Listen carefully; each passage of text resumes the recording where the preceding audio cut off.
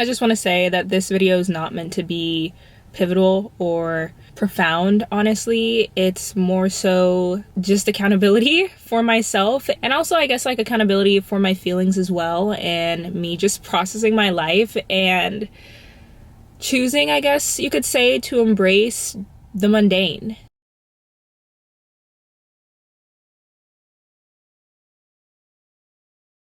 It's so weird for me to say because I feel like I don't live a life already that is outside of my means. I don't feel like I'm the type of person that chases the moment, honestly. I think I've always been very happy and comfortable in my bubble and finding beauty in the things that I find beauty in and experiencing life in the ways that I want to or choose to. But I feel like more recently I've kind of struggled with this concept of actually just like truly embracing the mundane and like, I guess, the bored aspects of life and having a stable life. I feel like that's something that's been very difficult for me to do recently, and so yeah, I thought I'd talk about it.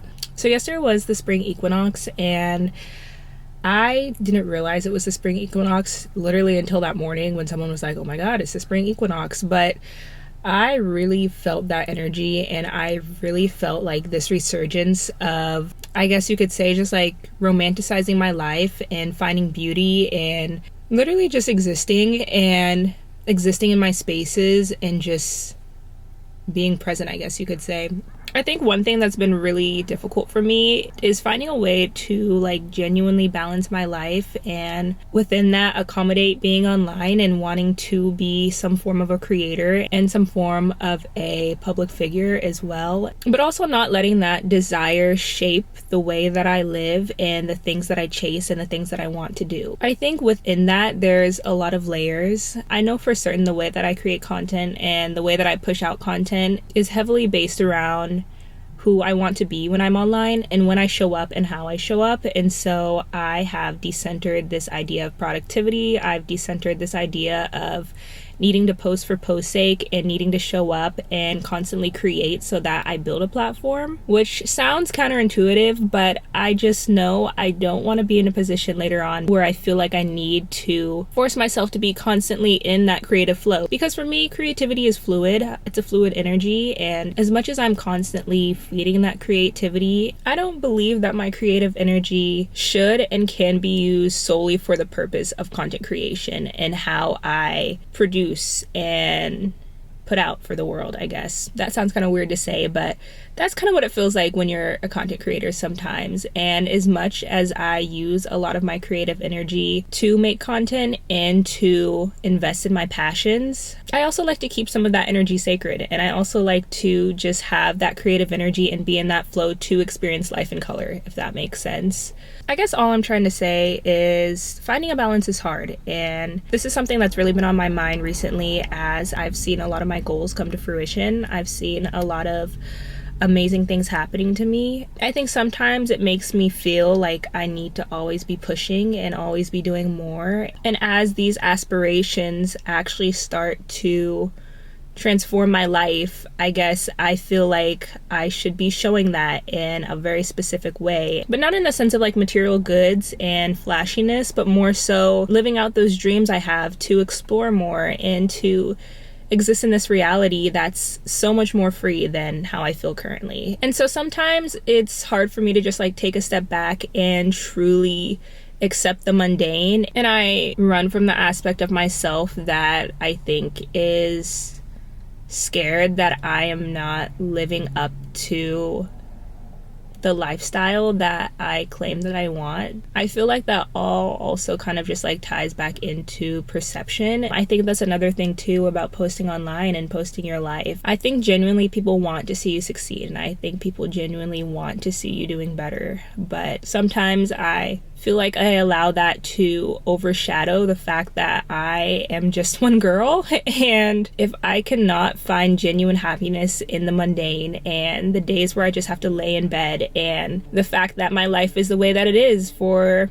a countless number of reasons, and there's so much I could do to change that, but there's also a lot of things that I just gotta like work through. I don't know, sometimes I feel like I just need like a wake-up call, and I feel like that just kind of happened when spring hit, and there's so much growth around and so much beauty and things are blossoming, and I really feel that energy and I feel tapped in. But also I think with it came this immense sense that there is so much beauty in the mundane, and I need to learn how to appreciate that, like truly. It was also a reminder that you can feel one way and feel like you've grown so much in that sense, but also fall off so quickly and have to remind yourself. And I feel like this is kind of what's happening, because I've had phases where I've fully embraced the mundane and fully embraced my life and found beauty in even the small things and the boring things, and I've really appreciated myself for that. And I think it's always been kind of like a mental battle for me, honestly, though it's not something that I think I outwardly show a lot. I definitely do get trapped in the shoulda, coulda, woulda, and I allow people's perceptions of me to heavily influence my own perception of self and heavily influence the things that I do. And so that's something that I've been trying to really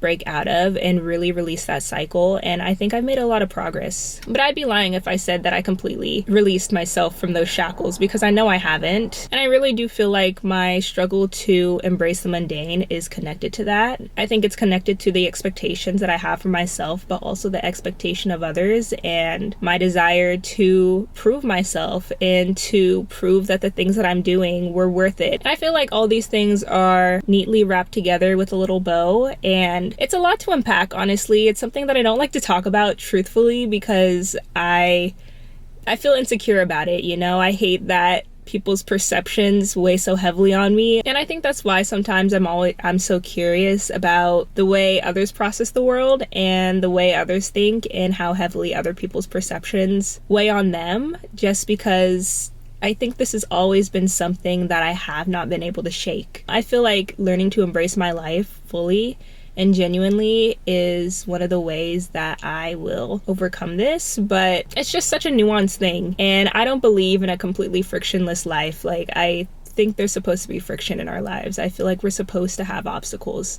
and blockages, and it's all a part of the learning process. I don't want like this completely peaceful life where no one challenges me or who I am and what I'm doing. That's not what I'm looking for, but I just want to learn how to be less phased, I guess you can say, and not allow it to consume me for small periods of time, or however long it takes for me to move past it. And even with all these things that I currently love about myself and my life, I still can't help but daydream about all the things that I could be doing that I believe would spark more joy and interest in my life. I don't know, like shape-shifting into a character that I myself would idolize, I guess you can say. It's hard for me to find the balance between growing into that person in a genuine way because she is me, but also growing into that person because I simply wanted to just chase a feeling and see if it would be there once I achieved it.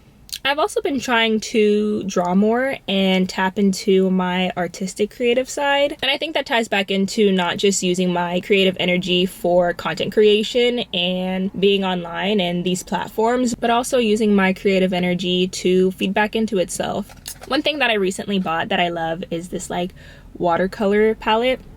Yeah, I was completely influenced by another influencer. They posted it on their story and I was like, instantly obsessed with the concept, but I think it's because it was something that I definitely felt like I was missing in my life, and that was just like another way to release my creative energy and use it, but also at the same time pour into my creativity. And honestly, I've really been liking it. I am constantly looking for ways to express myself and to put my energy out into the world. I'm a very visual person, and so drawing is therapeutic for me. I love the process of seeing your thoughts manifest on paper or canvas or whatever your medium is. I think that's a beautiful thing. And so it's just been really cool to express myself that way and create in a way that is pretty foreign to me, because I feel like I have artistic abilities, but I wouldn't consider myself an artist. And I feel like it's really brought like color to my life in a way that I didn't necessarily realize I was missing, but also at the same time it just kind of like scratched this itch, and I feel like it's really helped me process, I guess, where I'm at in life, and also just like process like my current existence. But yeah, so now I carry this little like book around. Not even gonna lie too, I like am romanticizing my life, and I want to fill a whole bunch of these up, and I want to keep them for my future children. And I just think it'd be really cool to just like have something for my kids to look through that is like me in physical form, if that makes sense. And it makes me think of my mom, because I remember one day I found her like portfolio from when she was in design school, and it was like a whole bunch of sketches and things that she did when she was getting her degree in interior design. And I thought it was just like the coolest thing. It was like I had unlocked a part of her that I didn't know existed, because I knew she went to school for interior design, but I had never seen her in that mode. You know, I'd never seen her create, because she didn't go into interior design, or she didn't when I was a part of her life. And so it was just like a different part of her that I had never seen and never experienced. And so yeah, my little delusional self is like, that's what this is going to be for my future children. It's actually really hard for me to have these conversations, and if y'all could see how many pauses and just like ums that I edit out of my videos, I think that would definitely be a lot more apparent. But by the grace of editing, y'all don't have to see all that. I feel like I'm so clear on what I want my life to look like, and I am so clear on how the position that I'm in is connected to all of that. I don't feel lost in that sense, but I think sometimes I just need to remind myself to stay grounded and to be present, because I don't know what that would all be worth if I can't even enjoy the moment. I know it can definitely be hard, especially with the internet showing us all the things we could be doing or should be doing or haven't done. But I really don't think life is meant to only exist in that state. And I think there's a lot of importance and a lesson to be learned in the mundane. And so digging into that, embracing that, is something that is necessary to even enjoy life to the fullest extent, and to continue to feed into that cycle of abundance and beauty and peace. So with that, I think I'm going to end the video, but I wish y'all well, and until next time, happy healing. All right, bye y'all.